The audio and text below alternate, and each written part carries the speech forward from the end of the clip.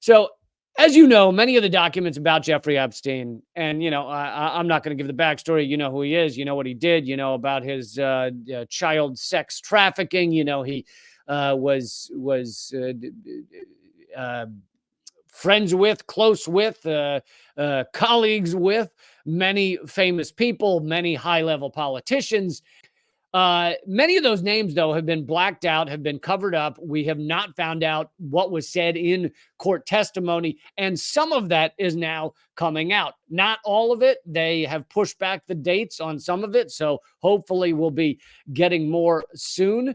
But CBS left out a lot of the names that seem to be revealed here. They gave a reference to Prince Andrew and Clinton, but that was about it. But one of the ones where we're really getting some details as opposed to the others, which have been kind of vague, is Alan Dershowitz. Alan Dershowitz is from Al Jazeera. Alan Dershowitz also played a significant role in, well, first of all, he's mentioned several times, Alan Dershowitz is. I'm going to read you more details about what he was involved in, but Dershowitz also played a significant role in negotiating an agreement that provided immunity from federal prosecution in Florida, not only for Epstein. So, okay, some of you may not know this. Epstein was convicted of sex trafficking or sex with a minor or whatever they got him on back in like 2006 or something, or 3 or something. And it was in Florida, but he got the most crazy, lavish, light sentence you could imagine. It was like 1.5 years, and he was allowed to travel from the prison to his office to go to work. Like, he basically was visiting a prison. I mean, have you ever heard of better treatment than this? Well, apparently Alan Dershowitz was the lawyer who helped arrange that, and also helped arrange what they say here in this article is immunity from federal prosecution, so that the federal government could not get Epstein on other charges. All he'd do is serve this little pretend Florida time, and that was it. That was Dershowitz who was doing that stuff. Epstein's housekeeper testified that Dershowitz would often visit Epstein's Florida mansion to get massages. Interesting. Another one of Epstein's household employees, Alfredo Rodriguez, said Dershowitz would be present at Epstein's residence without his family and in the presence of girls. Okay, and here is some of the more repulsive stuff that Dershowitz is being accused of. This is from the actual court documents. One such powerful individual that Epstein forced then minor Jane Doe number 3 to have sexual relations with was former Harvard law professor Alan Dershowitz. So this is a then minor saying she was forced to have sex with Dershowitz, a close friend of Epstein's and well-known criminal defense attorney. Epstein required Jane Doe number 3 to have sexual relations with Dershowitz on numerous occasions while she was a minor, not only in Florida, but also on private planes in New York, New Mexico, and the U.S. Virgin Islands. In addition to being a participant in the abuse, Jane Doe number 3 and other minors, Dershowitz was an eyewitness to the sexual abuse of many other minors by Epstein and other co-conspirators. Dershowitz would later play a role in on the stuff I already told you about, defending Dershowitz in the lawsuit against him. So that's what's being revealed about Alan Dershowitz, is that he is accused of serious rape and pedophilia charges. And you would think that someone accused of those things, or with even the light smell of those type of accusations, would try and distance themselves from Epstein and say, oh, Epstein was a horrible human being and I didn't even know about it. And by the way, there are some of those people. Just because someone has a name in Epstein's address book does not necessarily mean they were involved in all the disgusting shit he was doing. I believe even, was it Katie Couric? There's others who've went to dinner at his mansion. I mean, he was a billionaire or something like that. So there are reasons to believe people would have dinner with him that are not just raping children. But this is a far more detailed, far larger accusation that has come forth against Dershowitz. And so you would think he'd be saying, I didn't even barely knew the guy. Yeah, I went and got a massage there once. I didn't know he was involved in all this stuff. But instead, you know, Dershowitz is not saying, oh, what a creep. Dershowitz is saying, oh, no, he was a great guy and none of it's true. And you're like, are you out of your mind? Anyway, this back and forth between him and Kim Iverson is, I feel really, really revealing. And I was just on Kim Iverson's show the other day. I'm sure you can find that interview. She interviewed me for an hour about Israel and about the censorship against all of my channels, and about, you know, I've had 3 or 4 channels completely banned around the world. And thank you guys, those of you who who have the ability and feel the need to support my stuff at 38 cents an episode.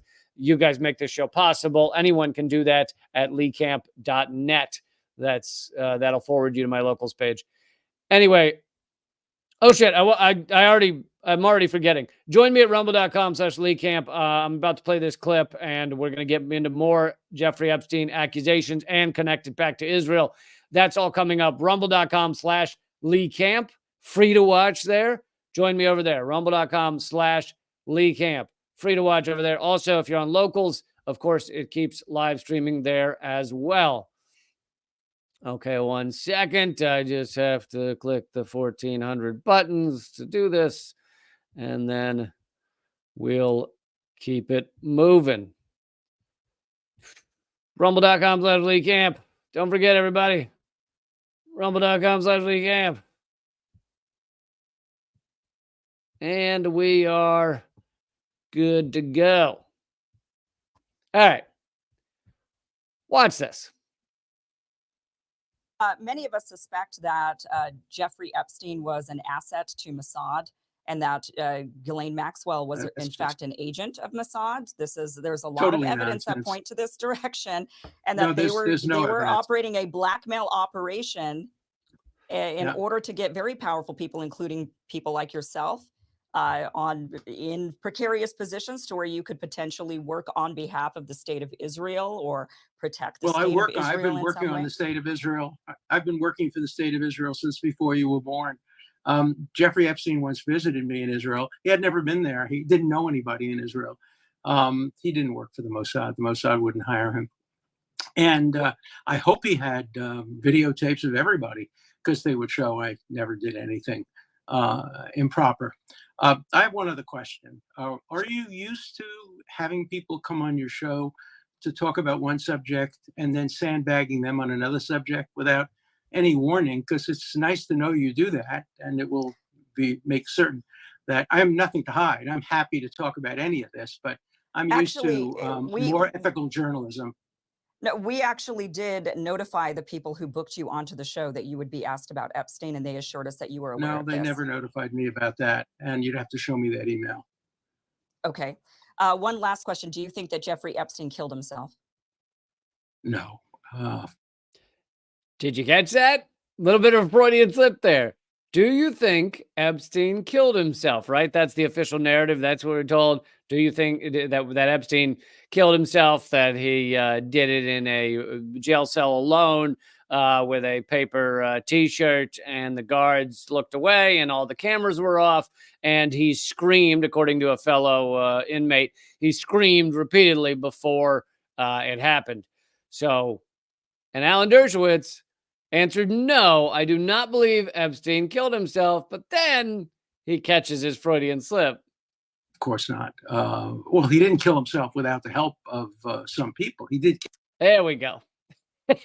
Let's fix this Freudian slip. Kill himself, but he killed himself with the help of guards. He didn't do it by himself. He couldn't have done that. Obviously, though, the videos were turned off, and the guards turned their back, and his cellmate left. So I think he killed himself, but he killed himself with the assistance of some people in law enforcement. Okay. All right, Mr. Dershowitz. I mean, this is the most awkward, cringeworthy interview perhaps ever, with the exception of Bill Gates being asked about Epstein. That may be slightly more cringeworthy.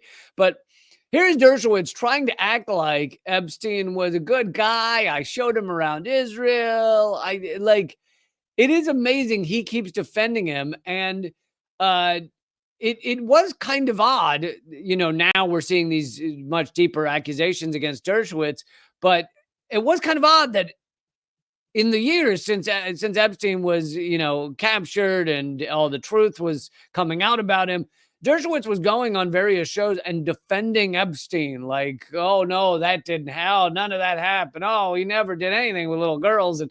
And you're like, why do you feel that you should be distancing yourself from him, not defending him as a good guy?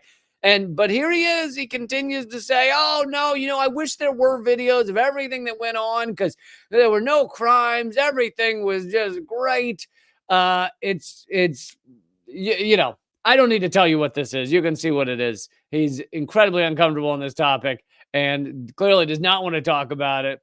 And also knows a lot about Epstein killing himself. I had a Freudian slip where he said, no, he didn't kill himself at first, then changes that. And says, no, he didn't kill himself without help. It's just, and why would the guards do, right? Now, if murderers for powerful people were coming in to murder Epstein, then it made perfect sense that the guards would, like, these are midnight guards at a jail. They're like, hey, we'll do anything you want. We will look the other way. We will, whatever you need us to do.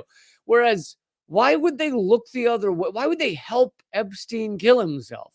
They we're just helping a guy out. He wants to do himself in. It's just a nice thing. It's just being gentlemanly to help a man kill himself when he's in jail. Just being gentlemanly.